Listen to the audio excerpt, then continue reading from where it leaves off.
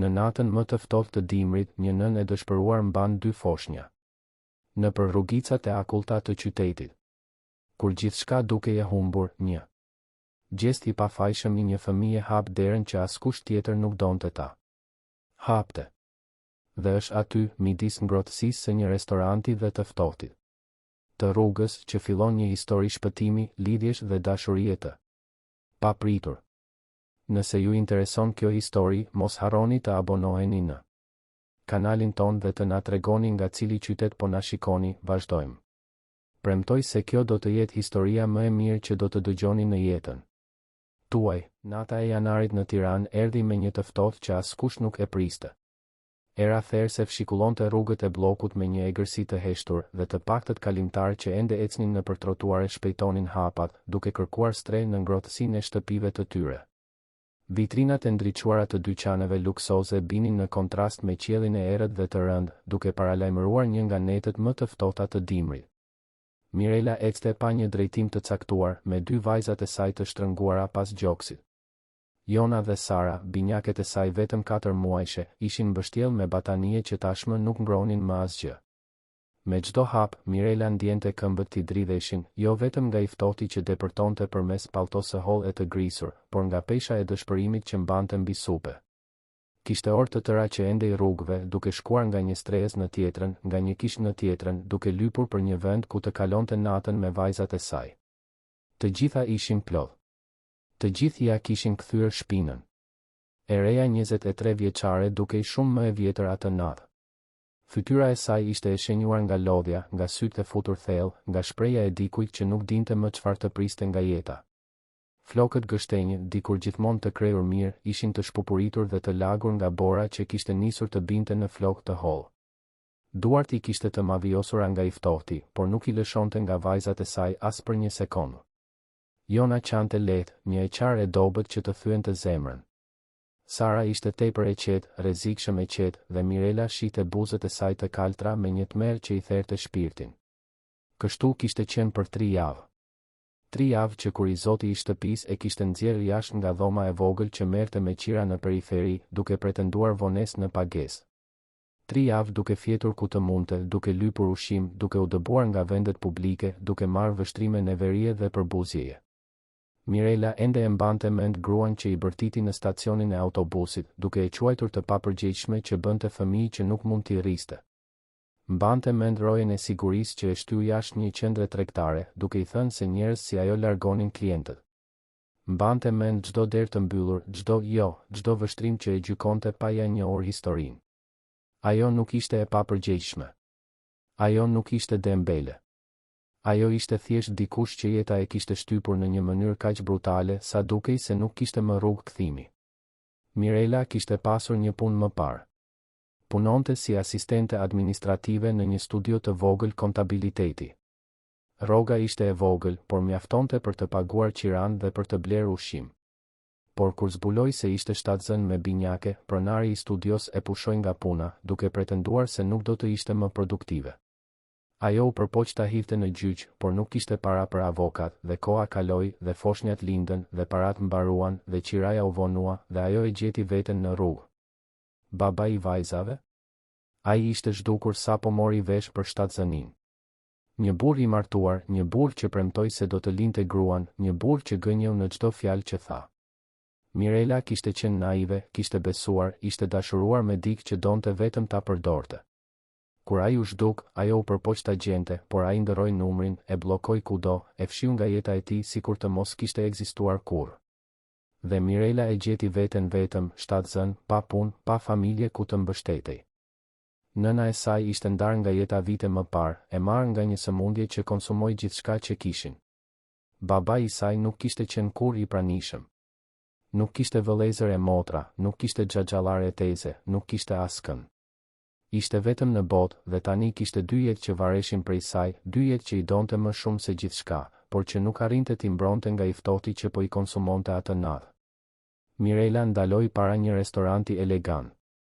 Fasada prej xhami linte të shije brendësinë luksoze, tavolinat e mbuluara me mbulesa të bardha, familjet e veshura mirë që bisedonin gjallërisht, Kamerierët që qarkullonin me tabaka ushqimi që lëshonin një aromë që bëri stomakun e Mirelës t'i dhemte nga uria. Kishte 2 ditë që nuk kishte ngrënë asgjë përveç një cope buke të vjetër që gjeti në koshin e një furre buke. Vajzat e saj po ushqeheshin me qumështin që trupi i saj këmbëngulte ta prodhonte, por ajo e dinte se së shpejti edhe kjo do të mbaronte, sepse trupi i saj ishte tepër i dobët, tepër i keq ushqyer. U mbështet në murin jashtë, duke kërkuar pak stre nga era. Lotët filluan t'i rridhnin, të heshtur, të ngrohtë mbi lëkurën e akull. Ajo nuk donte të qante. Të qaje nuk vlente për asgjë. Por nuk arrinte më t'i mbante.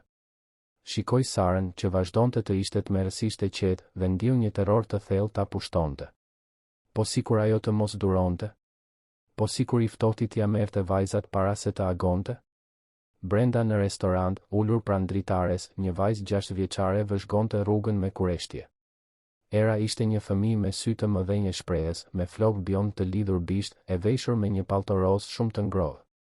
Ajo po darkonte me të atin, Ardianin, një burr 38 vjeç, i gjatë, me trup elegant, me një shprehje serioze por të butë. Ardiani ishte biznesmen, pronar i një agjencie imobiliare të suksesshme. Ishte i ve prej 3 vjetësh, që kur gruaja e tij ndërroi jetë në rrethana që ai preferonte të mos i kujtonte. Që atëherë e rriste erën i vetëm, duke u përpjekur të ishte baba e nën në të njëjtën kohë, duke mbajtur një faj të heshtur që nuk arrinte ta mbushte zbrazëtin që mungesa e nënës kishte lënë në jetën e vajzës. Era luante me pjatën e makaronave pa shumë oreks, duke parë e shpërqendruar nga dritarja e avulluar. Atëherë sytë e saj kapën një lëvizje në trotuar. Një figurë e mbledhur kruspull, e mbështetur në mur era anoj kokën, duke u përpjekur të shihte më mirë. Pastroi xhamin me dorë dhe sytë ju zgurdulluan kur kuptoi se ishte një grua. Një grua me 2 foshnja në krah. Dhe duart e vogla që dilnin nga batania ishin të mavijosura. Vajza u ngrit nga karrigia me një hop. Ardiani, që po kontrollonte disa emaile në celular, ngriti sytë i habitur. Era, ku po shkon? Por vajza tashmë vraponte drejt derës së restorantit. Ardiani la celularin dhe i shkoi pas, i hutuar. Kur e arriti të bien në hyrje, pa erën të ndalur në trotuar, duke parë Mirelën me një shprehje tronditjeje dhe dhëmshurie që nuk e kishte parë kurrë në fytyrën e së bijës. Babi, ajo ka ftohtë, tha Era, me zërin që i dridhej. Shiko foshnjat, babi. Kanë shumë ftohtë. Ardiani ndoqi vështrimin e së bijës dhe ndjeu diçka t'i shtrëngoi në gjoks. Mirela ngriti sytë drejt tij, sy të lodhur, sy që nuk prisnin më asgjë nga askush. Ajo ishte gati të kërkonte falje që ishte aty, gati të ngriheje të ikte, por fjalët nuk i dolën. Ishte tepër e lodhur edhe për të folur. Ardiani pa foshnjat. Pa buzët e kaltra të Sarës, pa të qarën e dobët të Jonës. Pa mënyrën si Mirela i mbante, me atë dëshpërim prej nëne që e di se po e humbet betejën. Dhe diçka brenda tij u thye. Nuk mendoj. Nuk hezitoj. Thjesht veproj. Hyni, tha ai, me zë të prerë por të butë. Ju lutem, hyni. Mirela rahu qepallat, sikur të mos ishte e sigurt se kishte dëgjuar mirë. Çfarë? Hyni në restoran. Bën shumë ftohtë. Duhet të ngroheni. Mirela e pa me dyshim. Ishte mësuar me premtime boshe, me njerëz që shtiresin se ndihmonin vetëm për ta poshtëruar më pas. Por kishte diçka në vështrimin e Ardianit, diçka të sinqertë, diçka që nuk e shihte prej shumë kohësh. Dhe vajzat e saj po vdisnin nga i ftohti. Ajo nuk mund të refuzonte. U ngrit me vështirësi, me këmbët që i dridheshin, dhe ndoqi Ardianin brenda në restoran. Era ecte pranë saj, duke parë foshnjat me magjepsje dhe shqetësim. Sa po hyn, Mirela ndjeu ngrohtësinë e ambientit ta mbështillte, dhe ishte kaq intensive sa gati i ra të fikët. Këmbët ju pren, por Ardiani e mbajti nga krahu, duke e çuar drejt një tavoline pranë oxhakut. Klientët e tjerë vështruan, disa me kureshtje, të tjerë me mospëlqim të dukshëm. Përshpërima filluan të qarkullonin nëpër restoran. Një grua në moshë të mesme komentoi aq lart sa të dëgjohej, është absurde të lejosh gjëra të tilla këtu. Ardiani u kthye në drejtim të saj me një vështrim të akull. Nëse zonja ka ndonjë problem, mund të largohet. Gruaja hapi gojen, e indinjuar, por nuk tha më asgjë. Ardiani ktheu vëmendjen te Mirela, e cila ishte ulur, duke u dridhur me të madhe. A i thiri një kamerier dhe kërkoi batanie, supë të ngrohtë, bukë, ujë. Kamerieri hezitoi duke parë Mirelën me përbuzje, por Ardiani e përsëriti kërkesën me një ton që nuk pranonte kundërshtime. Bataniet erdhën të para. Ardiani mori njërën dhe mbështolli Mirelën me kujdes. Pastaj mori tjetrën dhe ndihmoi të mbështillte më mirë foshnja. Era u afrua, duke zgjatur dorën për të prekur dorën e vogël e të mavjosur të Jonës. Foshnja kapi gishtin e erës dhe vajza buzëqeshi, e emocionuar. Janë kaq të vogla, përshpëriti Era. Si quhen? Mirela pa vajzën dhe diçka brenda saj u shkri. Kishte kaq shumë kohë që dikush nuk e trajtonte si njeri, kishte kaq shumë kohë që dikush nuk tregonte interes të sinqertë. Gjona dhe Sara u përgjigj me zë të ngjirur. Janë binjake. Çfarë emrash të bukur, tha Era dhe pastaj pa të atin. Babi, a mund t'i ndihmojmë? Ardiani pa të bien dhe ndjeu zemrën t'i shtrëngoi. Era ishte një fëmijë i ndrojtur, i rezervuar, që rrallë shfaqte emocione të forta. Që kur kishte humbur të ëmën, ishte mbyllur në vetvete, ishte bërë e qetë dhe e largët. Por në atë moment, kishte jetë në sytë e saj, kishte dëmshuri, kishte diçka që ai nuk e shihte prej vitesh. Do t'i ndihmojmë, po, u përgjigj Ardiani dhe pa Mirelën.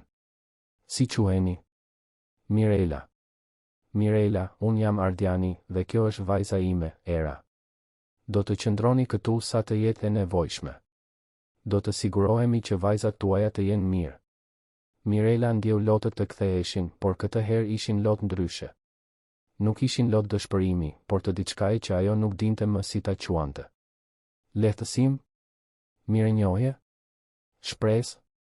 Supa erdhi duke avulluar dhe Mirela hëngri sikur të mos kishte nesër, ndërsa Ardiani mbante Jonën që ajo të mund të përdorte të dyja duart. Era mbante Sarën, e cila filloi të lëvizte më shumë, të reagonte ndaj ngrohtësisë, duke rifituar pak nga pak ngjyrën në buzë. Edhe Jona filloi të qante më fort, një e qarë e shëndetshme, një e qarë foshnjeje që është gjallë dhe mirë. Kur Mirela mbaroi së ngrëni, u ndje më njeri se në ditët e fundit. Por frika ishte ende aty, frika se kjo ishte vetëm e përkohshme, se së shpejti do të ishte sërish në të ftohtin e rrugës. Ardiani vuri re tensionin në fytyrën e saj. Keni ku të shkoni sonte? Mirela uli sytë dhe tundi kokën. Ardiani pa Erën që mbante Sarën me aq kujdes dhe pastaj pa sërish Mirelën. Ai e dinte se ajo që do të bënte mund të shihej si çmenduri, si pa kujdesi, por diçka brenda tij nuk mund ta linte thjesht atë grua dhe ato foshnja të ktheheshin në të ftohtë. E jani në shtëpinë time, tha ai. Kalojeni natën atje. Nesër shohim se çfarë do të bëjmë, por sot nuk do të flini në rrugë. Mirela ngriti syt, e pabesueshme. Zotëria nuk më njeh. E di. Por e di që keni nevojë për ndihmë dhe e di që mund t'ju ofroj të paktën një natë të sigurt. Pranoni. Për vajzat tuaja.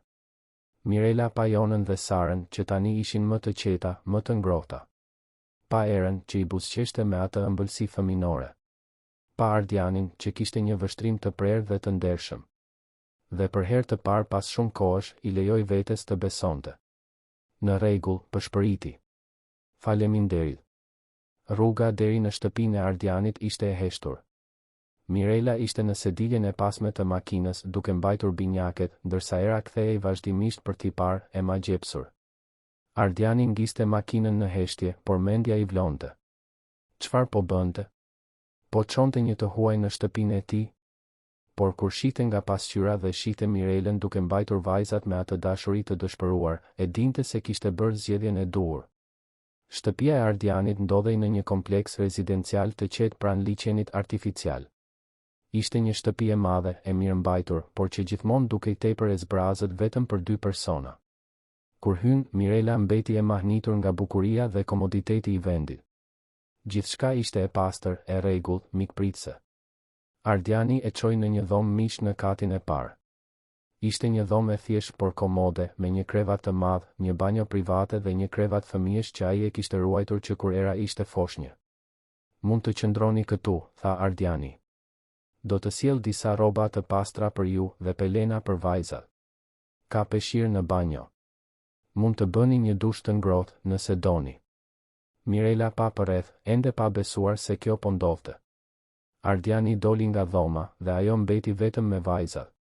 Buri Jonën dhe Sarën në krevatin e fëmijëve dhe për herë të parë pas disa javësh, i pa vërtet të relaksuara, vërtet të sigurta.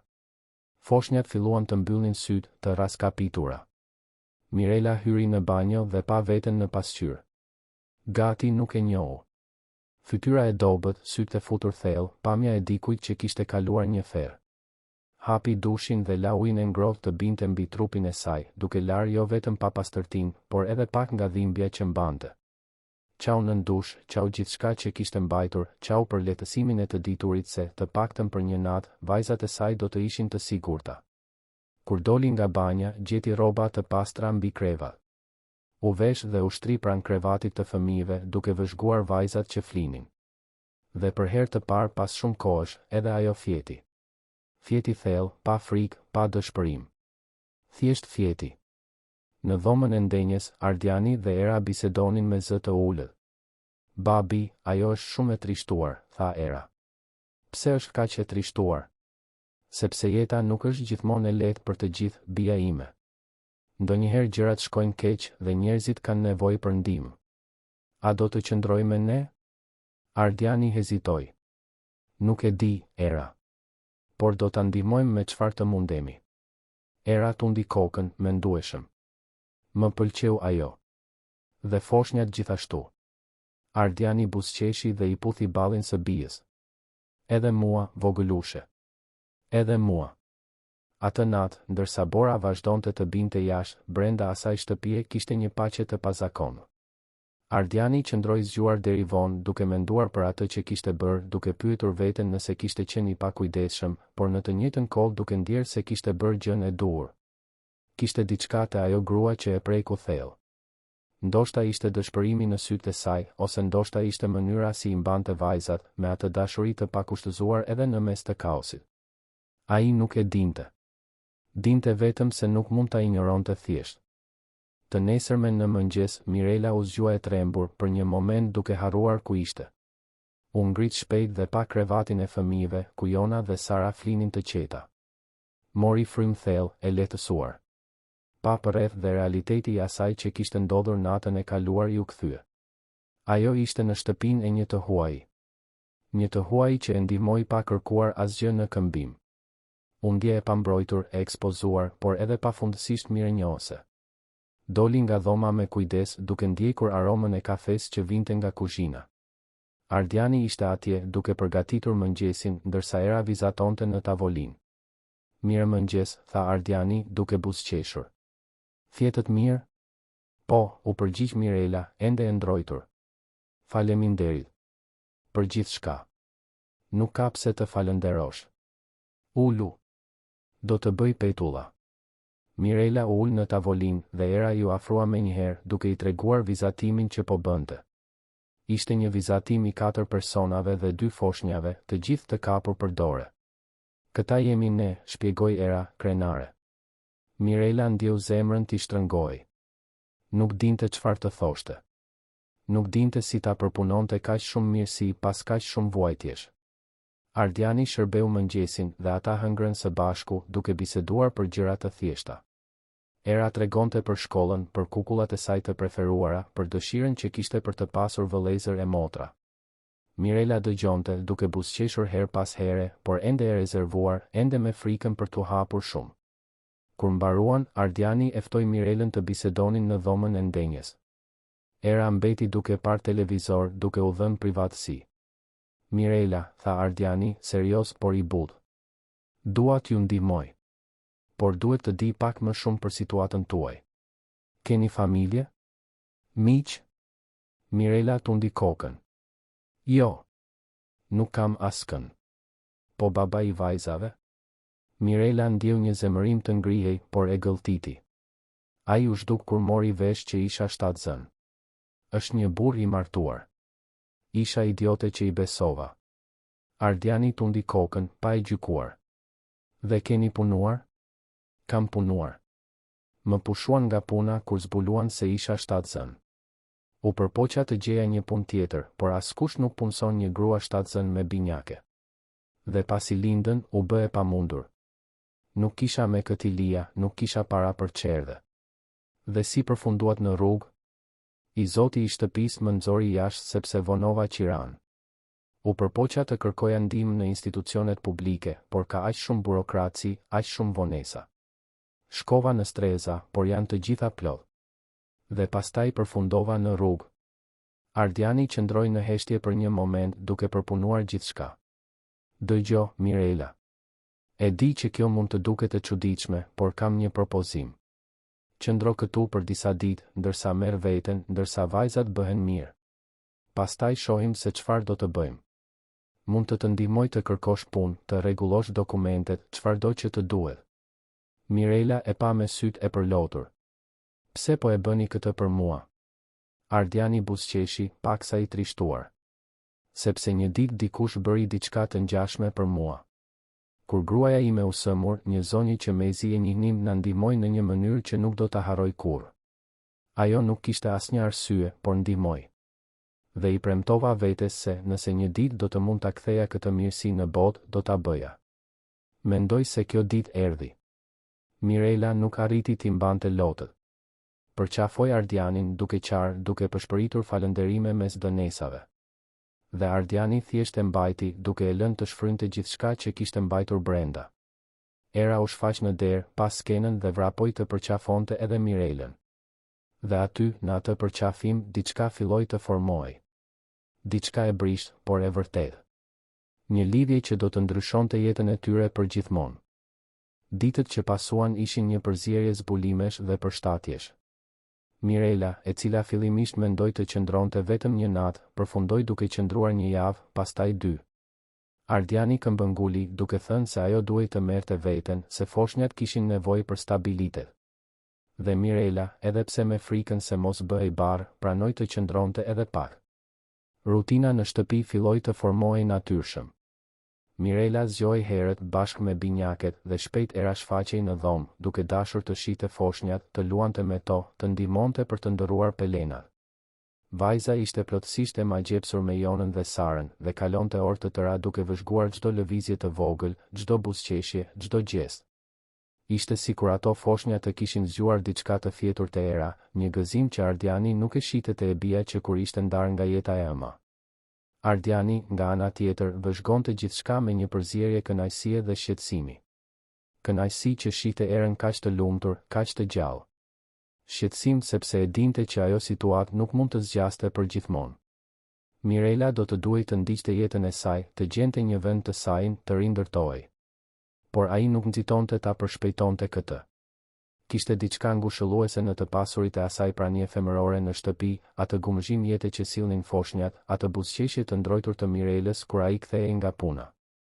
Një mëngjes, ndërsa Ardiani pinte kafe para se të nisej për në zyrë, Mirela u shfaq në kuzhinë me binjaket në krah. Era kishte shkuar në shkollë dhe shtëpia ishte e heshtur, vetëm tingulli i butë i foshnjave që gurgullonin. Ardian, duhet të flas me ty, tha Mirela, hezituese. Sigurisht. Ulu. Mirela u ul, duke rehatuar Jonën dhe Sarën në krah. Nuk mund të vazhdoj të rri këtu pa bërë asgjë. Ti ke bërë kaq shumë për mua, për ne. Dua të ndihmoj në një farë mënyre. Më lër të kujdesem për shtëpinë, të gatuaj, të pastroj. Çfarëdo qoftë. Ardiani buzëqeshi.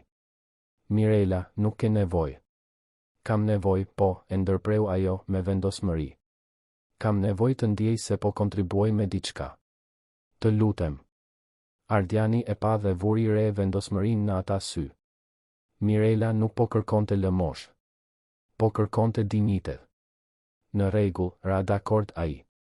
Nëse kjo të bën të ndihesh më rehat, mund të kujdesesh për shtëpinë. Por dua ta dish se nuk është një detyrim.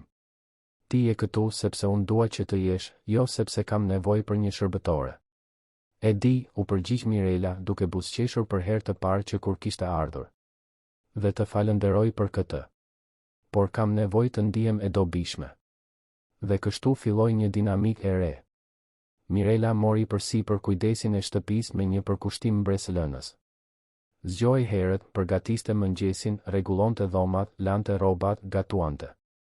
Dhe i bënte të gjitha këto pa lënë pas dore binjaket, të cilat ishin gjithmonë me të lidhura në një mbajtëse të improvisuar që Ardiani kishte blerë për t'ia lehtësuar jetën. Ardiani kthehej nga puna dhe gjente shtëpinë të pastër, me aromë të mirë, mikpritëse. Ushqimi në tavolinë ishte i thjeshtë, por i bërë me dashuri. Dhe kishte diçka ndryshe në ajër, diçka që ai nuk dinte ta emërtonte. Shtëpia dukej e gjallë për herë të parë pas vitesh. Nuk ishte më ajo hapësirë e zbrazët dhe e heshtur ku ai dhe Era thjesht ekzistonin. Ishte një shtëpi. Era ishte rrezatuese. Kthehej nga shkolla dhe vraponte të luante me binjaket, të cilat tashmë kishin filluar ta njihnin dhe të buzëqeshnin kur e shihnin.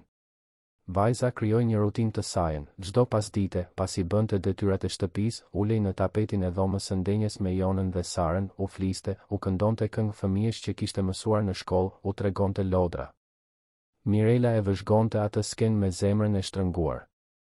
Era po u jepte vajzave të saj diçka që ajo vetëm nuk do të mund t'ua jepte, vëmendje, lojë, praninë e një fëmije që i trajtonte si motra. Dhe pak nga pak, Mirela kuptoi se nuk ishin vetëm vajzat e saj që po lidheshin. Edhe ajo po lidhej. Me Erën, me shtëpinë dhe me Ardianin. Ardiani filloi të kthehej më herët nga puna.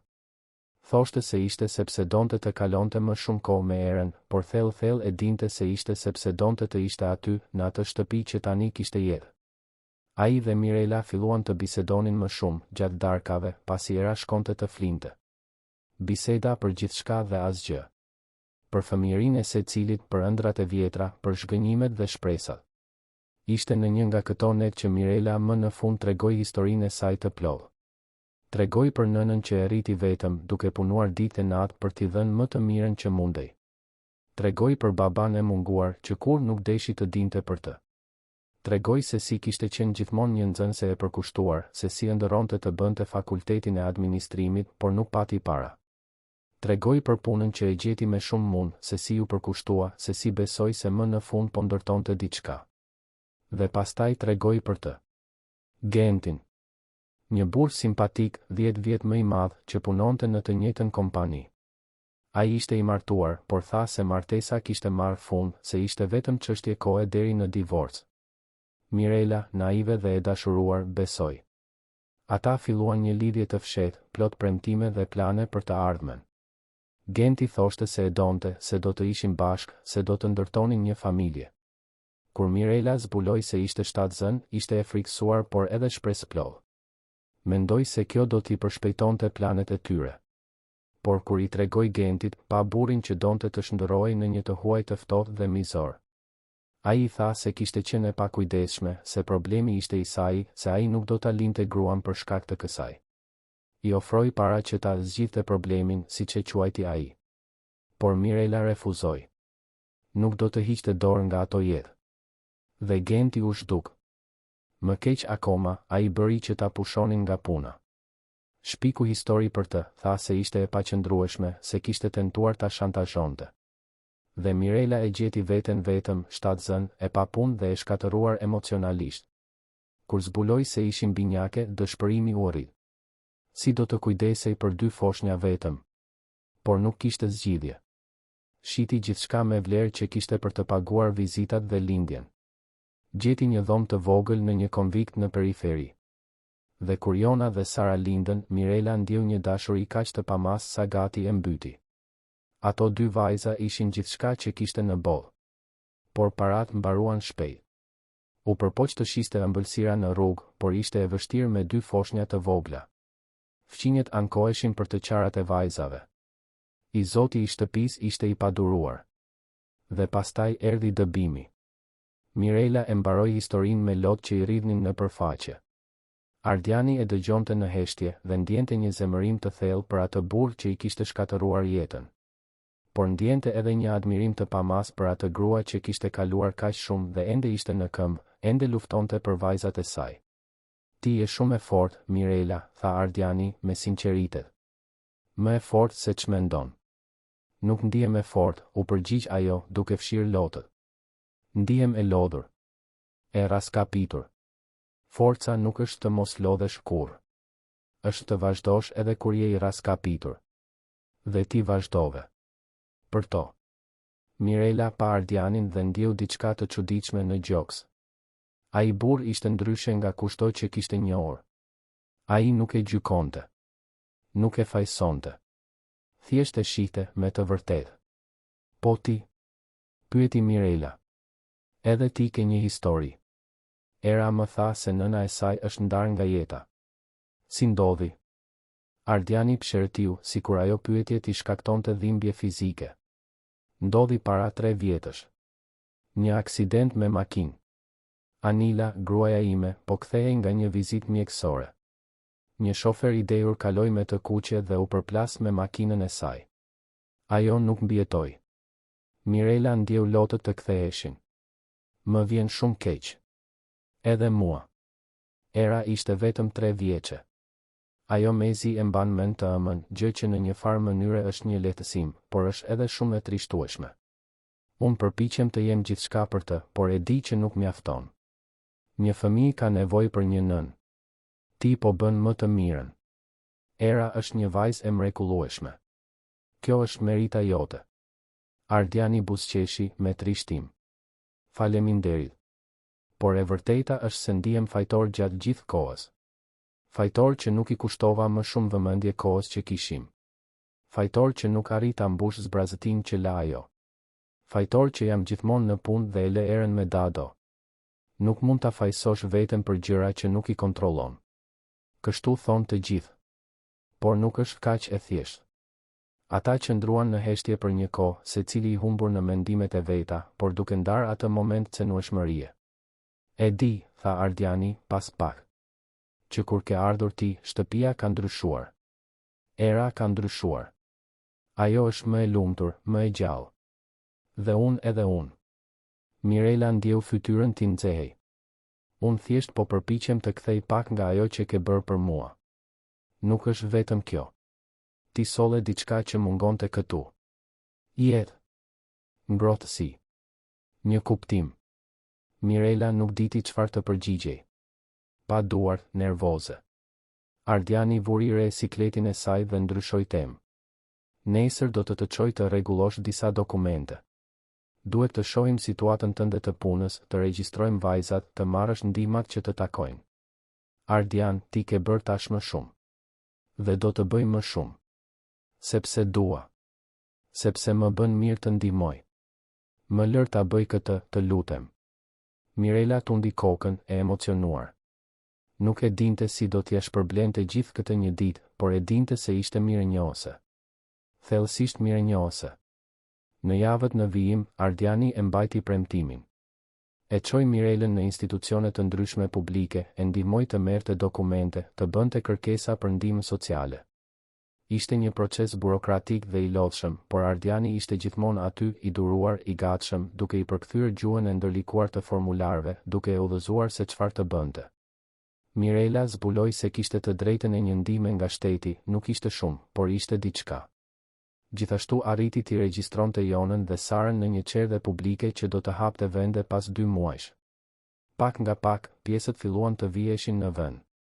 Mirela filloi të shihte një të ardhme të mundshme, një të ardhme ku ajo dhe vajzat e saj do të kishin një jetë dinjitoze. Por kishte diçka që po i ndërlikonte të gjitha. Sa më shumë kohë kalonte në atë shtëpi, aq më e vështirë bëhej të imagjinonte largimin. Mirela ishte lidhur. Me rutinën, me shtëpinë, me erën. Dhe me Ardianin. Sidomos me Ardianin. Ajo përpiqej të injoronte ndjenjat që po fillonin të lindnin. I thoshte vetes se ishte vetëm mirënjohje, se po i ngatëronte gjërat. Por nuk mund ta mohonte kërcimin që i bënte zemra kur dëgjonte makinën e tij të mbërrinte. Nuk mund ta mohonte kënaqësinë që ndjente kur i përgatiste vaktet, kur e shite të buzëqeshte, kur bisedonte me të deri vonë natën. Edhe Ardiani ndjente diçka të ndryshonte. E kapte veten duke menduar për Mirelën gjatë punës, i paduruar për t'u kthyer në shtëpi. Adhuronte ta gjente shtëpinë të rregullt, ushqimin gati, buzëqeshjen e saj të ndrojtur kur ai mbërrinte. Adhuronte ta shihte erën kaq të lumtur. Adhuronte momentet kur uleshin bashkë në dhomën e ndenjes, ndërsa fëmijët luanin dhe thjesht bisedonin për gjithçka dhe asgjë. Por të dy kishin frikë. Frikë të interpretonin gabim, frikë të prishnin atë që kishin, frikë të lëndoheshin sërish. Ishte era ajo që, pafajësisht, e solli çështjen në dritë. Një natë, gjatë darkës, vajza pa Mirelën dhe e pyeti. Mirela, a do të rish këtu për gjithmonë? Mirela ngriu, pa ditur çfarë të përgjigjej. Edhe Ardiani u tensionua. Unë nuk e di, vogëlushe. Pse pyet? Sepse doja që të rije. Ti, Jona dhe Sara. Më pëlqeni këtu. Mirela ndjeu sytë ti mbusheshin me lodh. Edhe mua më pëlqen të jem këtu, Era. Por një ditë do të më duhet të kem shtëpinë time, e di? Pse? Këtu është edhe shtëpia jote. Nuk është tamam kështu, bia ime, ndërhyri Ardiani, butësisht por prerë. Mirela ka jetën e saj. Por ne mund të jemi një familje, apo jo? Këmbënguli Era, duke parë mes të Atit dhe Mirelës me ata sy të mëdhenj e shpresë plodh. Ardiani dhe Mirela pan njëri tjetrin, të zënë ngushtë. Heshtja që pasoi ishte e rëndë, e ngarkuar me ndjenja të pathëna. Le t'i lëm gjërat të ndodhin natyrshëm, në rregull, Era? Tha Ardiani, më në fund. Nuk ka nevojë të nxitosh asgjë. Era tundi kokën, por Mirela vuri re zhgënjimin në fytyrën e vajzës. Dhe kjo i dhembë më shumë se ç'priste. Atë natë, kur Era tashmë flinte dhe binjaket gjithashtu, Mirela mbeti vetëm në dhomën e ndenjes, duke menduar. Po lëshonte rënja aty. Rënje të thella. Dhe kjo e frikësonte. Sepse e kishte mësuar tashmë, në mënyrën më të keqe të mundshme, se ti besoje shumë dikujt, të varej shumë nga dikush, mund të shkatëronte. Ardiani u shfaq në dhomë, duke e parë të ulur në divan, të humbur në mendime. Nuk të zëgjumi? E pyeti. Po mendohem. Për atë që tha Era? Mirela tundi kokën. Ardiani ul pranë saj, duke ruajtur një distancë respekti. Ajo është vetëm një fëmijë. Nuk e kupton sa të ndërlikuara janë gjërat. E di. Por ajo më bëri të mendohem. Për sa shumë unë dhe vajzat jemi mësuar këtu. Për sa e vështirë do të jetë të largohem. Nuk ke pse të largohesh, tha Ardiani, me zë të ulët. Mund të rish sa të kesh nevojë. Por nuk mund të ri për gjithmonë. Më duhet të kem jetën time, pavarësinë time. Jam varur shumë nga dikush një herë dhe shkoj shumë keq. Unë nuk jam ai, Mirela.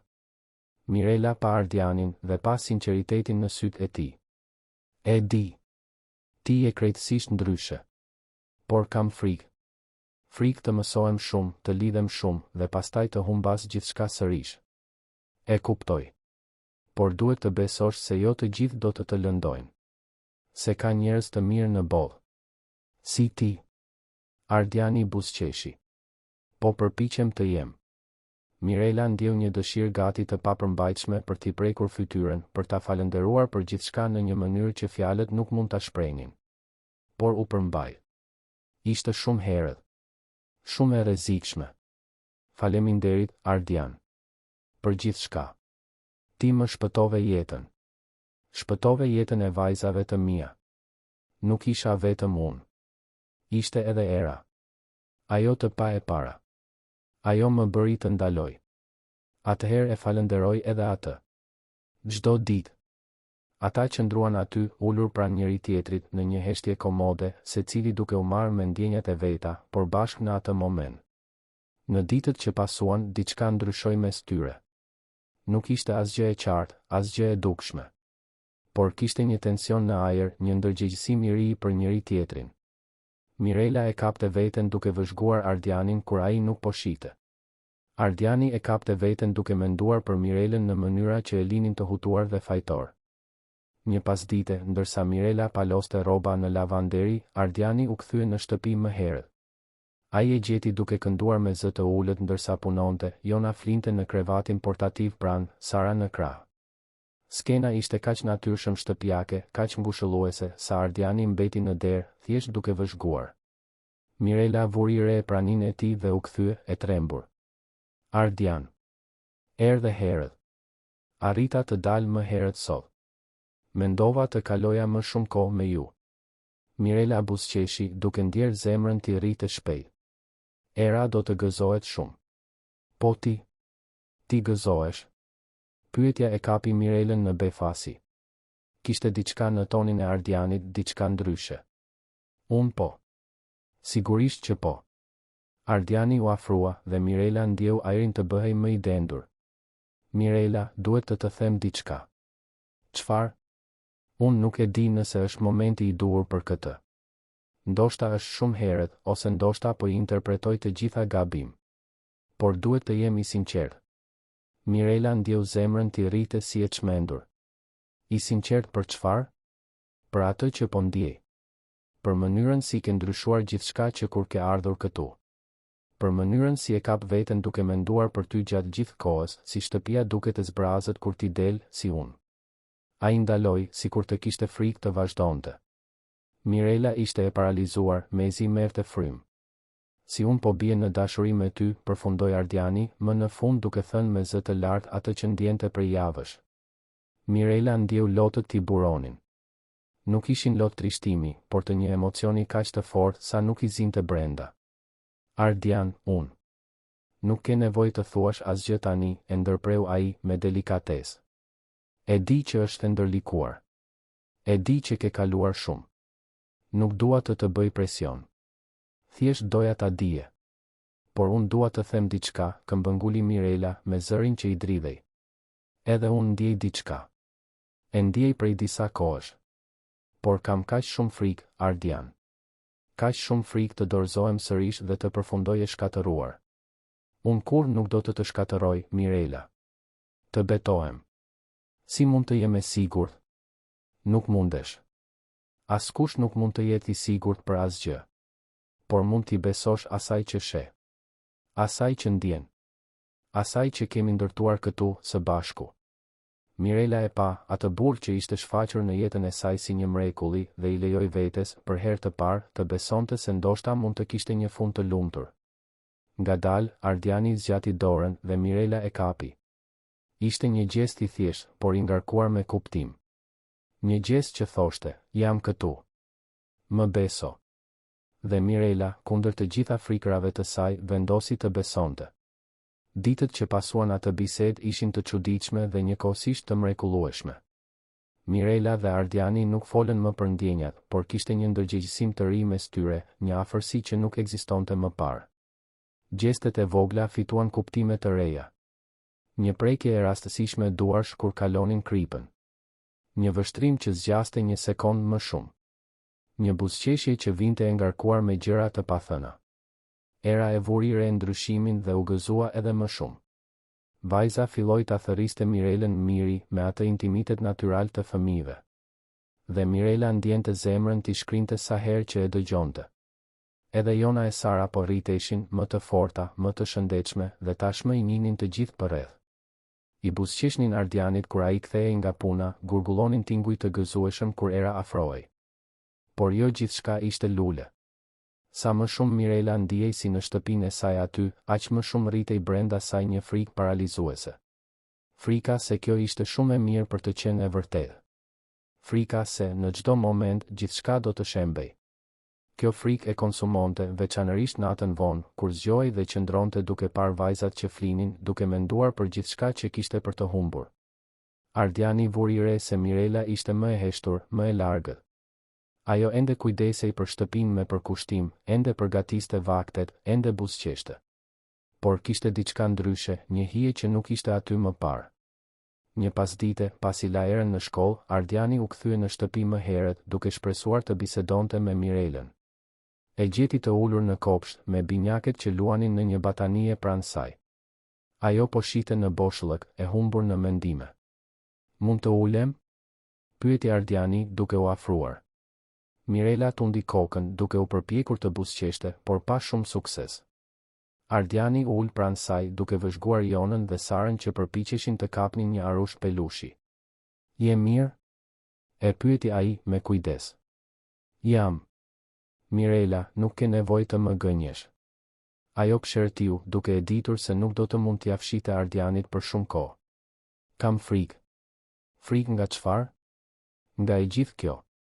Të mësohem shumë. Të mësohen vajzat. Që, kur gjithçka të mbaroj, të dhemb edhe më shumë se më parë. Kush tha se do të mbaroj? Gjithçka mbaron, Ardian. E kam mësuar këtë në mënyrën më të keqe. Ardiani qëndroi në heshtje për një moment duke zgjedhur fjalët. E kuptoj frikën tënde. Por nuk mund të jetosh e burgosur prej saj. Nuk mund ta lësh të kaluarën të pengoj të kesh një të ardhme. Është e lehtë ta thuash këtë kur nuk je shkatëruar duke i besuar dikujt. Ti mendon se unë nuk jam shkatëruar? U përgjigj Ardiani me një zë më të ashpër se çdonte. Humba gruan time, Mirela. Nga një moment në tjetrin. Mu desh të rrisja një vajzë vetëm, duke u përballur me një dhimbje që gati më gëlltiti. E di ç'do të thotë të humbasësh. E di ç'do të thotë të kesh frikë të lidhesh sërish. Mirela e pa, e habitur nga intensiteti në zërin e tij. Atëherë pse po e bën këtë? Pse po i lejon vetes të ndjesh diçka sërish? Sepse kuptova se të jetosh me frikë nuk është të jetosh. Është thjesht të mbijetosh. Dhe unë u lodha duke mbijetuar. Fjalët e Ardianit jehuan brenda Mirelës. Ajo kishte kaluar kaq shumë kohë vetëm duke mbijetuar sa kishte harruar se ç'ishte të jetojë vërtet. Nuk e di nëse mundem, përshpëriti ajo. Nuk e di nëse jam aq e fortë. Ti je personi më i fortë që njoh. Ke mbijetuar gjëra që do të shkatëronin këdo.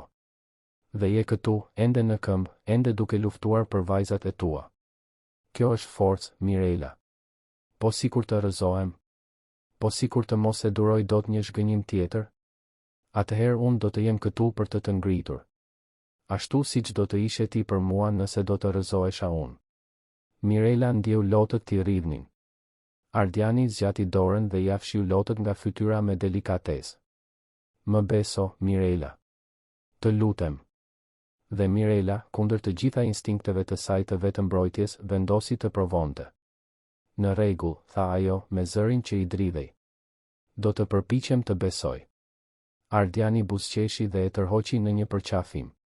Mirela u la të mbështillej, duke ndjerë për herë të parë pas shumë kohësh se ndoshta nuk ishte vetëm në bollë.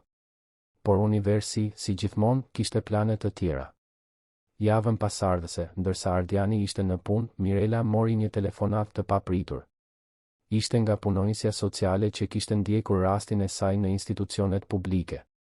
Gruaja donte të bënte një vizitë në shtëpinë ku Mirela po jetonte, për të vlerësuar kushtet e jetesës së binjakeve.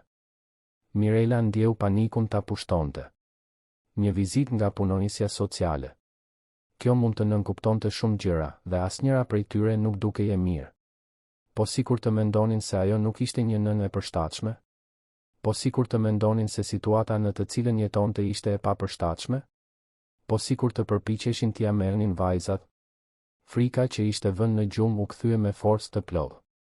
Mirela i telefonoi Ardianit menjëherë, me zërin që i dridhej nga paniku. Ardian, ata do të vinë këtu.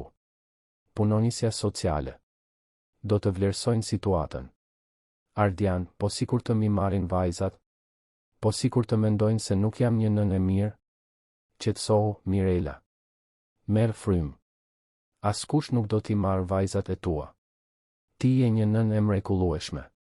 Por ata do të shohin se nuk kam shtëpi timen, se po jetoj me favor, se nuk kam punë fikse. Ti ke një vend të denjë për të jetuar, ke ushqim në tavolinë, vajzat e tua janë të shëndetshme dhe të mirë kujdesura. Kjo është ajo që ka rëndësi. Po sikur të mos mjaftoj? Do të mjaftoj. Dhe unë do të jem aty me ty kur të vinë. Ardiani doli nga puna dhe u kthye menjëherë në shtëpi. Gjeti Mirelën duke ecur sa andej këtej nëpër dhomë, me Jonën në krah, ndërsa Sara flinte në krevat. Gruaja ishte qartësisht në panik. Mirela, më shiko, tha Ardiani, duke e mbajtur nga supet. Gjithçka do të shkojë mirë. Më beso. Por Mirela nuk arrinte të qetësohej. Ajo frikë ishte shumë e thellë, shumë e rrënjosur. Ajo kishte dëgjuar histori të tmerrshme për nëna që kishin humbur fëmijët e tyre për shkak të sistemit, se sa e vështirë ishte t'i merrnin sërish. Dhe ideja e humbjes së Jonës dhe Sarës ishte thjesht e padurueshme. Në ditët para vizitës, Mirela mezi fjeti. Pastroi shtëpinë në mënyrë obsesive, organizoi dokumentet e vajzave 10 herë, përgatiti gjithçka që mund të tregonte se ishte një nënë e mirë. Ardiani u përpoq ta qetësonte, por e kuptonte se nuk po ja dilte. Frika e kishte pushtuar plotësisht. Kur dita e vizitës më në fund erdhi, Mirela ishte aq nervoze sa duart i dridheshin. Punonjësja sociale ishte një grua në moshë të mesme, me shprehje serioze, e cila hyri në shtëpi me një blok shënimesh dhe një vështrim vlerësues. Ajo u prezantua si doktoresha Valbona dhe filloi të bënte pyetje. Punoni, Mirela? Jo për momentin. Kujdesem për vajzat e mia dhe për shtëpinë. Dhe kush është përgjegjës për shtëpinë? Ardiani bëri një hap përpara. Unë. Jam Ardian Ulika. Pronari i shtëpisë. Punonisja sociale pa mes të dyve me një shprehje që Mirela nuk arriti ta deshifronte. Dhe cila është marrëdhënia juaj me Mirelën? Jemi miq. Po e ndihmoj të ri më këmbëll. Doktoresha Valbona shënoi diçka në bllokun e saj. Prej sa kohësh jetoni këtu, Mirela? Rreth 2 muaj. Dhe para kësaj? Mirela ndjeu fytin t'i shtrëngoi. Isha në situatë rruge. Punonisja sociale bëri më shumë shënime dhe Mirela ndjeu dëshpërimin të rritej. Çdo pyetje dukej si një kurth, çdo përgjigje dukej e papërshtatshme. Mund të shoh ku flen fëmijët? Mirela e çoi në dhomën ku qëndronte me binjaket. Punonisja sociale vëzhgoi gjithçka me vëmendje, krevatin e pastër, rrobat e organizuara, lodrat, pelenat. Mori jonën në krah dhe e ekzaminoi foshnjën me kujdes, duke verifikuar nëse ishte e ushqyer mirë, e kujdesur mirë. Bëri të njëjtën gjë me Sarën. Fëmijët janë të shëndetshëm, tha ajo, me një ton që nuk zbulonte nëse kjo ishte gjë e mirë apo e keqe. U kthyen në dhomën e ndenjes dhe punonisja sociale bëri më shumë pyetje për rutinën, për kujdesin ndaj foshnjave, për planet e Mirelës për të ardhmen. Keni ndërmend të vazhdoni të jetoni këtu pafundësisht? Jo. Sa po të gjej një punë dhe të mbledh para, do të marr një vend me qira. Dhe kur mendoni se do të ndodh kjo? Mirela hezitoi. Nuk e dinte. Nuk kishte një afat. Pa Ardianin duke kërkuar mbështetje. Mirela po punon për këtë, ndërhyri Ardiani. Dhe ndërkohë, ajo dhe vajzat kanë një shtëpi të sigurt këtu. Punonisja sociale e pa me një shprehje skeptike. Zoti Leka, a e kuptoni se kjo situatë është e parregull? Një grua dhe 2 fëmijë që jetojnë në shtëpinë tuaj, pa lidhje familjare, pa formalizim? Mirela ndjeu botën t'i shembej. Ishte pikërisht ajo që i friksoi. Do t'ja merrnin vajzat. Do të thoshin se ajo situatë ishte e papërshtatshme. Çfarë po sugjeroni? Pyeti Ardiani me zë të tensionuar. Po sugjeroj që kjo situatë duhet të rregullohet. Qoftë përmes një pune formale për Mirelën me garanci për strehim të saj, qoftë përmes një lloj tjetër formalizimi. Çfarë lloj formalizimi? Punonisja sociale pshertiu. Dëgjoni, zoti Leka. Puna ime është të garantoj mirëqenien e fëmijëve. Dhe megjithse shoh se ata janë të mirë kujdesur, situata e varësisë totale të nënës nga një i huaj është shqetësuese. Çfarë ndodh nëse ziheni? Nëse ju vendosni se nuk doni më të ndihmoni? Ku do të shkojnë këta fëmijë? Ardiani do të përgjigjej, por punonisja sociale ngriti dorën. Nuk jam këtu për të gjykuar. Jam këtu për të garantuar se ka një plan. Një plan konkret për të ardhmen e këtyre fëmijëve. Mirela, e cila kishte qëndruar e heshtur, më në fund foli me zë të thyrë. Unë kam një plan. Do të gjej një punë sapo vajzat të kenë një vend në çerdhe. Jam regjistruar tashmë. Pas 2 muajsh ato fillojnë. Dhe atëherë unë do të punoj, do të mbledh para, do të marr një vend me qira. Do t'u jap një jetë të denjë. Më duhet vetëm kjo kohë. Ju lutem, mos mi merrni vajzat. Punonisja sociale pa Mirelën dhe për herë të parë shpreha e saj u zbut pak. Mirela, askush nuk do t'i marr vajzat e tua. Dua të sigurohem që ato janë të sigurta. Dhe nga sa shoh, ti je një nën e përkushtuar. Vajzat e tua janë të mirë kujdesura, të shëndetshme, të dashura. Kjo është ajo që ka rëndësi. Por duhet të kuptosh seriozitetin e situatës. Kjo varësi nuk mund të jetë e përhershme. E di, u përgjigj Mirela me lot që i rridhnin. E di. Punonisja sociale bëri edhe disa shënime, bisedoi pak më shumë me Ardianin për situatën e tij financiare, për aftësinë e tij për të vazhduar të mbështeste Mirelën derisa ajo të arrinte të stabilizohej.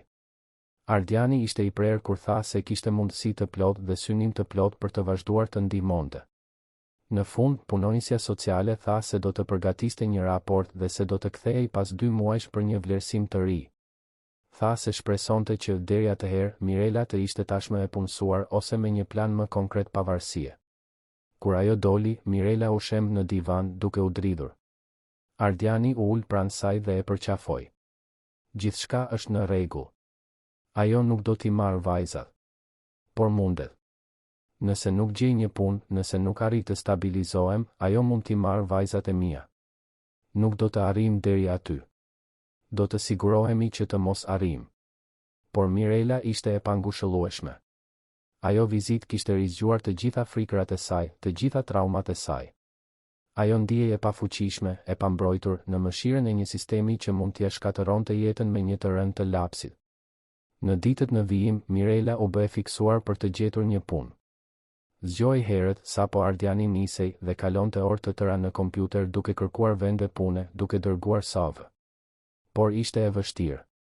Ajo nuk kishte përvojë të freskët, kishte një boshllëk të madh në CV, dhe punëdhënësit bënin pyetje që ajo nuk dinte si t'u përgjigjej pa u dukur problematike. Ardiani e kuptonte dëshpërimin në rritje të Mirelës dhe vendosi të merrte një iniciativë. Ai kishte një kompani, kishte kontakte. Mund ta ndihmonte. Bisedoi me menaxherin e tij të burimeve njerëzore për një vend pune që ishte i lirë në sektorin administrativ. I shpjegoi situatën e Mirelës, i kërkoi t'i jepnin një shans. Menaxherja, një grua pragmatike e quajtur Besmira, hezitoi. Ardian e kuptoi që do të ndihmosh, por nuk mund të punsoj thjesht dik pa kualifikim sepse ma kërkove t'i kam një kompani për të menaxhuar. Ajo ka kualifikim, Besmira. Ka punuar 3 vjet në një studio kontabiliteti. Është e përkushtuar, punëtore, inteligjente. I duhet vetëm një mundësi. Dhe pse ka qenë e pa punë kaq gjatë? Rrethana personale. Shtatzëni me binjake, mungesë mbështetjeje, diskriminim. Por ajo është gati të kthehet tani. Besmira pshertiu. Mund ta intervistoj. Por pa premtime. Ishte gjithçka që i duhej Ardianit.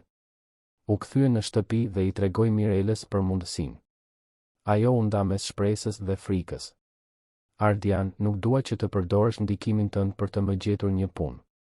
Dua ta gjej me meritën time. Dhe do ta bësh.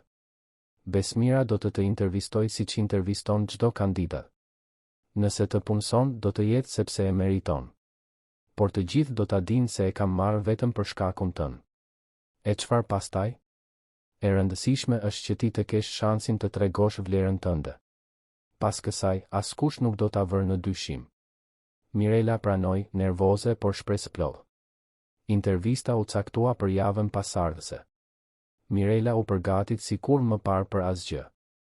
Studioi për kompaninë, ushtroi përgjigjet, i kërkoi Ardianit t'i bënte pyetje të vështira për të praktikuar. Në ditën e intervistës, Mirela ishte aq nervoze sa mezi merrte frym. Vesh një kostum të marrë hua nga një majke Ardianit, rregulloi flokët, u përpoq të dukej profesionale. Ardiani i ofroi ta çonte me makinë, por ajo refuzoi, duke thënë se duhej ta bënte këtë vetëm. Intervista me Besmirën ishte intensive. Menaxherja bëri pyetje të drejtpërdrejta, të vështira, testoi njohuritë e Mirelës për procedurat administrative, për programet kompjuterike, për shërbimin ndaj klientit.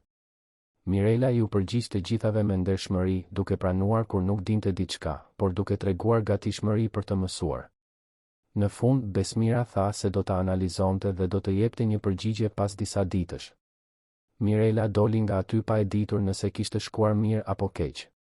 Kur u kthye në shtëpi, gjeti Ardianin të paduruar, duke dashur të dinte si shkoi. Nuk e di, u përgjigj ajo, e raskapitur. Besmira është e vështirë për t'u lexuar. Bëra më të mirën, por nuk e di nëse mjaftoi. Jam i sigurt që po. Por ditët kaluan pa përgjigje. 1 javë. 2 javë. Mirela filloi të humbiste shpresën. Me siguri Besmira e kishte refuzuar kandidaturën e saj dhe ishte shumë në siklet për t'ia thënë personalisht, pasi Ardiani ishte shefi.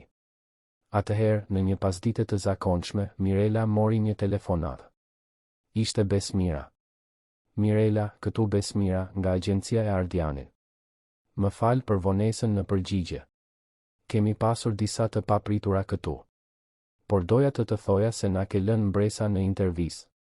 Do të doja të ofroja vendin e punës si asistente administrative.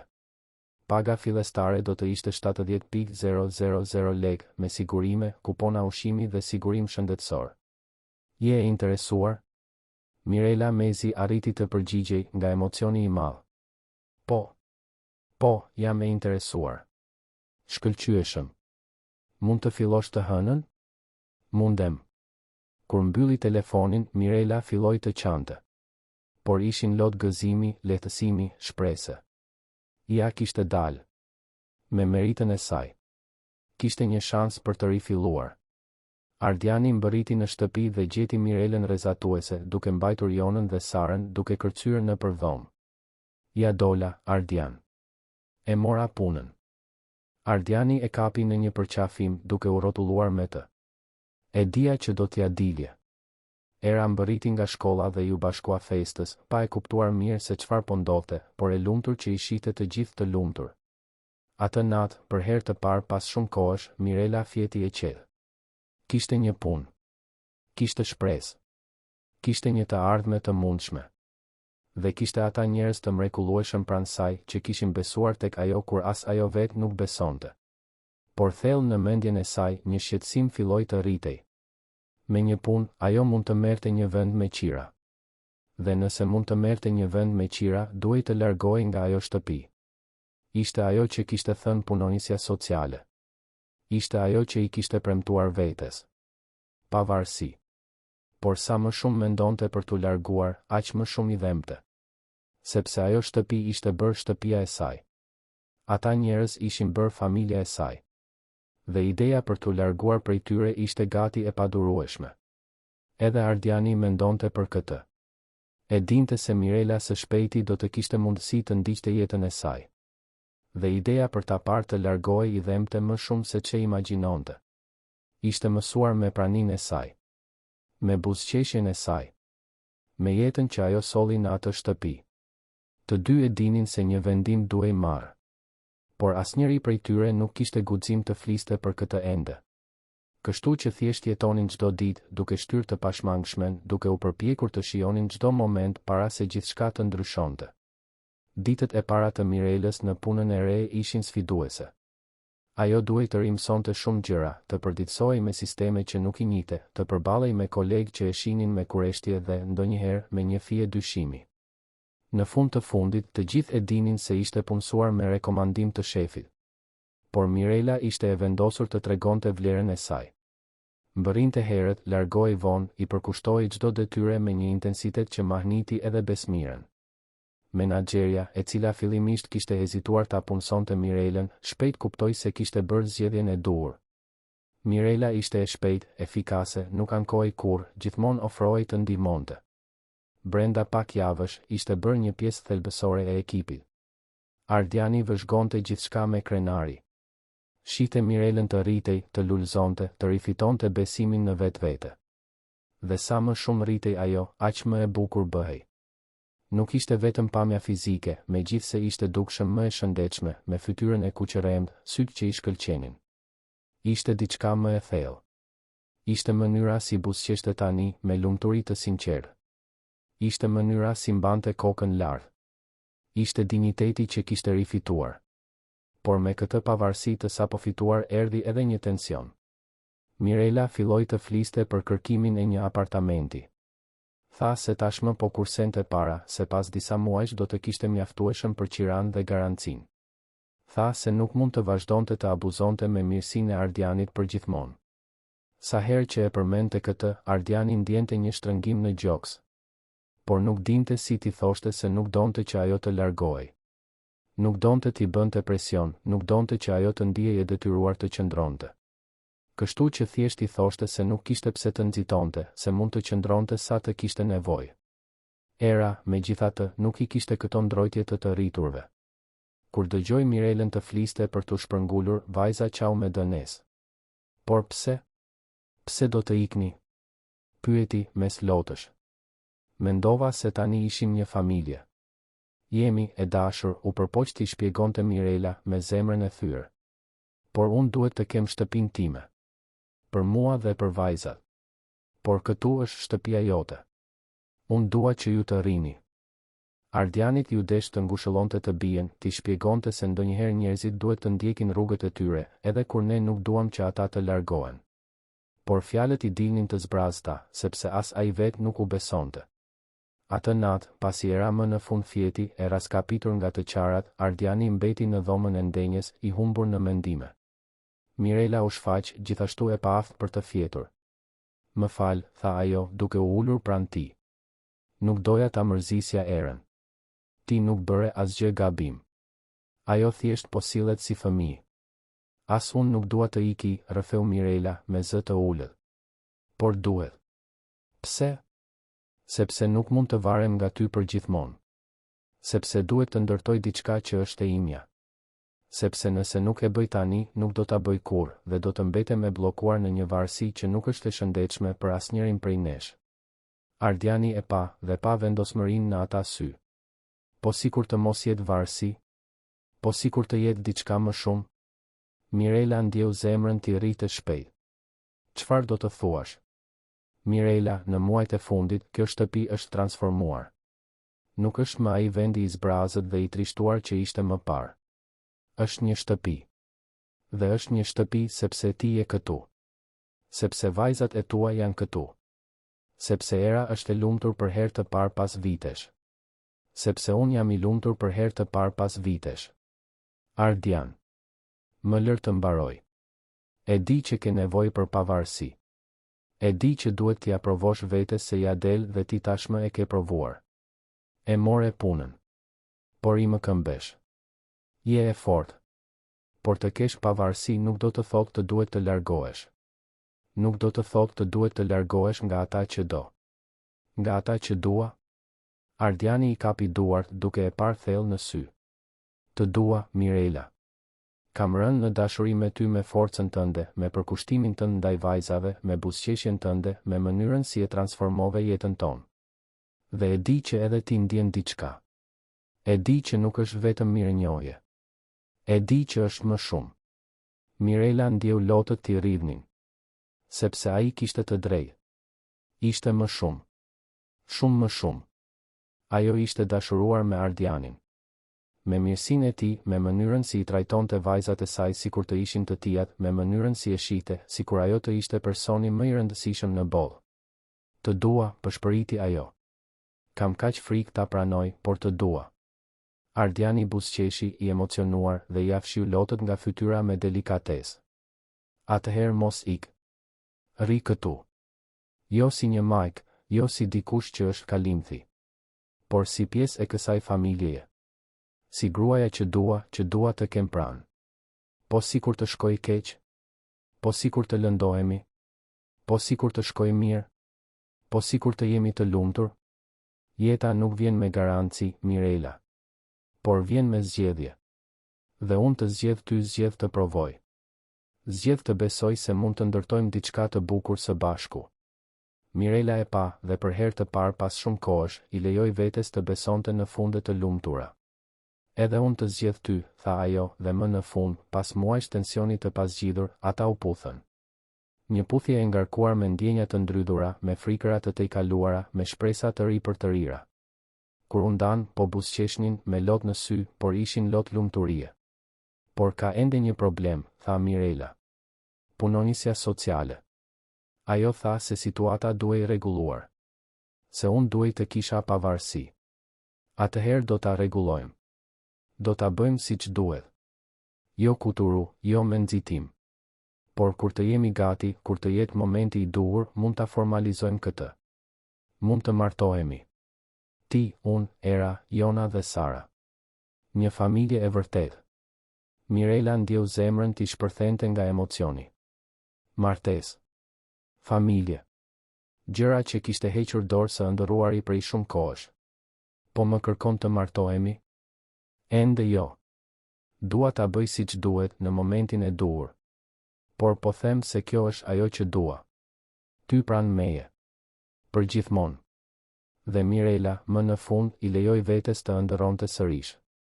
Të nesërmen në mëngjes, kur Era u zgjua, gjeti Mirelën dhe Ardianin duke pirë kafe së bashku, të kapur për dore. Vajza pas skenën dhe një buzëqeshje e madhe iu hap në fytyrë. U bë të bashkë. Pyeti, shpresë plot. U përgjigj Ardiani duke buzëqeshur. Era bërtiti nga gëzimi dhe u hodh në krahët e të dyve duke i përqafuar fort. E dija që do të bëheshit bashkë. Tani jemi një familje e vërtetë. Dhe në atë moment, me atë përqafim, diçka u solidifikua. Ata ishin vërtet një familje. Jo nga gjaku, jo nga letra, por nga dashuria. Nga ajo që kishin ndërtuar së bashku, nga stuit që kishin përballuar, nga zgjedhja për të qëndruar bashkë. Muajt në vijim ishin të përshtatjeve dhe zbulimeve. Mirela dhe Ardiani filluan një lidhje zyrtare, por me kujdes duke respektuar kohën e njëri tjetrit. Ndanin përgjegjësitë, merrnin vendime së bashku për fëmijët, ndërtonin një jetë si çift pa i nxituar gjërat. Jona dhe Sara rriteshin shpejt, tashmë kishin filluar të zvarriteshin, të gurgullonin fjalë që dukej se kishin kuptim. Era ishte motra e madhe që ato e shihnin gjithmonë me admirim, që u mësonte gjëra, që luante me to pa u lodhur. Kur punonisja sociale u kthye për vlerësimin e dytë, gjeti një situatë krejtësisht ndryshe. Mirela kishte punë fikse, fitonte mirë, kontribuonte financiarisht në shtëpi. Por më e rëndësishmja ishte e dukshme dashuria dhe struktura familjare që ekzistonte aty. Doktoresha Valbona bisedoi gjatë me Mirelën dhe Ardianin dhe në fund buzëqeshi. Keni ndërtuar diçka të bukur këtu. Jam e lumtur të shoh që vajzat janë kaq të mirë kujdesura, kaq të dashura. Do ta mbyll rastin me një vlerësim pozitiv. Nuk keni më nevojë për mbikëqyrje. Kur punonjësja sociale doli, Mirela u shemb në lot lehtësimi. Ardiani e përqafoi duke i përshpëritur fjalë ngushëllimi dhe krenarie. Kishte qenë një udhëtim i gjatë dhe i vështirë, por ja kishin dalë. Disa muaj më vonë, një të diel pranvere, Ardiani i çoi Mirelën dhe fëmijët për një piknik në parkun e madh të liçenit artificial. Ishte një ditë e bukur, me diellin që shkëlqente dhe lulet që kishin çelur kudo. Era luante me Jonën dhe Sarën në bar, ndërsa Mirela dhe Ardiani vëzhgonin, ulur në një batanie. Je e lumtur? Pyeti Ardiani, pa pritur. Mirela e pa, e habitur nga pyetja. Shumë. Më shumë se ç'kam menduar ndonjëherë se do të ishte e mundur. Edhe unë. Dhe dua që kjo lumturi të jetë e përhershme. Ardiani u ngrit dhe, për habin e Mirelës, u gjunjëzua para saj. Nxori një kuti të vogël nga xhepi dhe e hapi, duke zbuluar një unas të thjeshtë por të bukur. Mirela, ti ma ndryshove jetën në një mënyrë që as nuk di ta shpreh me fjalë. Ti solle dritë aty ku kishte vetëm hije. Solle dashuri aty ku kishte vetëm zbrazëti. Dhe unë dua ta kaloj pjesën tjetër të jetës sime pranë teje, duke ndërtuar këtë familje që tashmë e kemi filluar. Martohesh me mua? Mirela po qante aq shumë sa mezi fliste. Por arriti të përshpëriste një po. Një po kaq plot emocion sa edhe Ardiani u preh. Ai i vuri unazën në gisht dhe e puthi, ndërsa era bërtiste nga gëzimi dhe duartrokiste. Dasmë. Dasmë. Bërtiste vajza, e lumtur. Jona dhe Sara, pa e kuptuar se çfarë po ndodhte, qeshnin dhe duartrokisnin gjithashtu, thjesht duke ndjekur motrën e madhe. Dasma u caktua për 3 muaj më vonë. Do të ishte diçka e thjesht, intime, vetëm për familjen dhe miqt më të afërt. Mirela nuk donte asgjë pompoze. Donte thjesht të ishte me njerëzit që donte, duke festuar atë dashuri që kishte lindur në mënyrë kaq të papritur. Besmira, e cila ishte bërë një mike e Mirelës, ofroi të ishte kumbarja. Disa kolegë pune u ftuan gjithashtu. Dhe për habin e Mirelës, Ardiani gjeti zonjën që e kishte ndihmuar atë dhe Anilën vite më parë dhe e ftoi në dasmë. Zonja, tashmë mjaft e moshuar, u emocionua kur mësoi se ai gjest mirësie i viteve më parë kishte gjeneruar një zinxhir dashurie. Gjithmonë e kam ditur që ke zemër të mirë, Ardian, i tha ajo, duke i mbajtur dorën. Dhe jam e lumtur të shoh që e ke gjetur sërish dashurinë. Në ditën e dasmës, Mirela u zgjua herët. Ishte nervoze por rrezatuese. Vesh një fustan të thjeshtë, të bardhë, që i theksonte bukurinë natyrale. Jona dhe Sara ishin veshur me fustane të njëjta dhe era mbante një fustan roz që e kishte zgjedhur vetë. Kur Mirela zbriti shkallët dhe pa Ardianin që e priste me kostum, me atë vështrim të dashuruar, ndjeu se po jetonte një ëndër. Një ëndër që një vit më parë dukej krejtësisht e pamundur. Ceremonia ishte emocionuese. Kur shkëmbyen betimet si Mirela ashtu edhe Ardiani kishin lot në sy. Premtuan të donin njëri tjetrin në të mira e në të këqija, premtuan të ishin partner, miq, familje. Premtuan të kujdeseshin për fëmijët sikur të gjithë të ishin fëmijët e të dyve. Premtuan të ndërtonin një shtëpi plot dashuri. Kur në punësi i gjendjes civile tha, ju shpall burr e grua, Salla shpërtheu në duar trokitje. Ardiani e puthi Mirelën me gjithë dashurinë që ndjente dhe në atë moment të dy e dinin se kishin bërë zgjedhjen e duhur. Festa ishte e thjesht por e gëzueshme. Kishte ushqim shtëpie, muzikë, të qeshura, histori. Era nuk pushonte së treguarit të gjithëve se tani kishte dy motra të vogla. Jona dhe Sara, edhe pse kaq të vogla, dukej se e ndjenin gëzimin përreth dhe u buzëqeshnin të gjithëve. Në një moment të festës, Mirela u largua pak për të marrë frymë, për të përpunuar gjithçka që po ndodhte. Ardiani e gjeti jashtë, duke parë yjet. Gjithçka në rregull? Gjithçka është perfekte. Thjesht po përpiqem të besoj se kjo është e vërtetë. Se më pak se një vit më parë isha në rrugë, e dëshpëruar, pa shpresë. Dhe tani jam këtu, e martuar me burrin që dua, me vajzat e mia të sigurta, të lumtura. Është e vërtetë, Mirela. Dhe ti e meriton çdo sekond të kësaj lumturie. Shpresoj vetëm të arritë ta shpërblej gjithçka që ke bërë për mua. Tashmë e ke bërë. Çdo ditë, çdo buzëqeshje, çdo gjest dashurie, sa herë që kthehem në shtëpi dhe të shoh ty aty, shoh vajzat tona të lumtura. Kjo është më shumë se ç'mund të kërkoja. Ata që ndruan aty të përqafuar duke parë yjet në heshtje. Një heshtje komode e dy zemrave që më në fund kishin gjetur vendin e tyre. Vitet që pasuan ishin të rritjes dhe konsolidimit. Mirela përparoi në karrierë duke u bërë përfundimisht menaxhere e sektorit të saj. Ardiani zgjeroi biznesin, por gjithmonë duke siguruar kohë për familjen. Era u rrit, u bë një adoleshente inteligjente dhe e dhembshur, që i adhuronte motrat e saj më të vogla.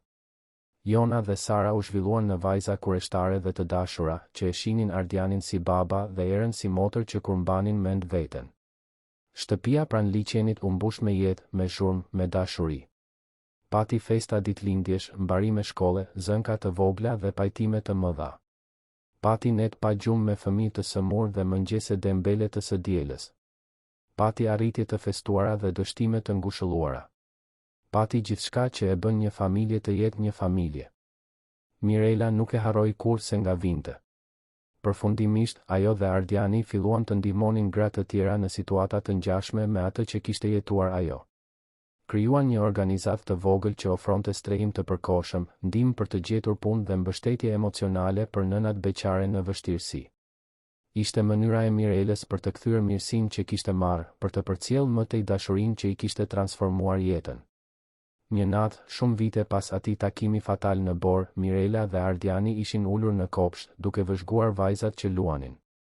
Jona dhe Sara ishin tashmë adoleshente dhe Era ishte në fakultet. Jeta kishte qenë bujare me ta. E mban mend atë natë? Pyeti Mirela, pa pritur. Natën kur Era më pa për herë të parë? Si mund ta harroja? Ishte nata që ndryshoi gjithçka. Ndonjëherë ende nuk e besoj se ndodhi. Se nga gjithë ajo vuajtje lindi kaq shumë e mirë. Mendoj se kështu funksionon jeta ndonjëherë. Nga kaosi lind rregulli. Nga dhimbja lind dashuria. Nga dëshpërimi lind shpresa. Mirela u përkul dhe mbështeti kokën në shpatullën e Ardianit. Të dua. Faleminderit që më dhe një shans të dytë në jetë. Ne i dham vetes një shans të dytë. Unë, ti, Era, të gjitha ne. E ndërtuam këtë së bashku. Dhe Mirela e dinte se ai kishte të drejtë. Nuk ishte vetëm Ardiani që e shpëtoi atë natë të ftohtë. Ishte Era me dëmshurinë e saj të pafajshme. Ishin Jona dhe Sara që e bën të luftonte kur donte të dorëzohej. Dhe ishte ajo vetë që pati guximin të pranonte ndihmë, të besonte sërish, të besonte se meritonte lumturi. Kur hyn në shtëpi atë natë dhe Ardiani fiku dritat, Mirela pa përreth dhe ndjeu një paqe të thellë. Ajo shtëpi, që një ditë kishte qenë vetëm një strehë e përkohshme, ishte tani shtëpia e saj. Ata njerëz që një ditë ishin të huaj, ishin tani familja e saj. Ajo jetë që një ditë dukej e pamundur, ishte tani realiteti i saj. Dhe jashtë, Bora filloi të binte sërish, ashtu si atë natë shumë vite më parë. Por këtë herë, Mirela nuk kishte frikë nga i ftohti. Sepse e dinte se brenda asaj shtëpie, brenda asaj vatre që ndërtuan së bashku, kishte ngrohtësi të mjaftueshme për të duruar të gjitha stuhitë. Kishte dashuri të mjaftueshme për të përballuar çdo sfidë. Kishte familje të mjaftueshme për të mos u ndier kur më vetëm. Historia e Mirelës dhe Ardianit ishte një histori rifillimesh. Se si një akt i vetëm mirësie mund të ndryshojë jetë të tëra. Se si dashuria mund të lindë në vendet më të papritura. Se si shpresa mund të mbijetojë edhe në netet më të errëta. Dhe se si, ndonjëherë, kur mendon se ke humbur gjithçka, është pikërisht atëherë kur je gati të gjesh gjithçka që ke kërkuar gjithmonë.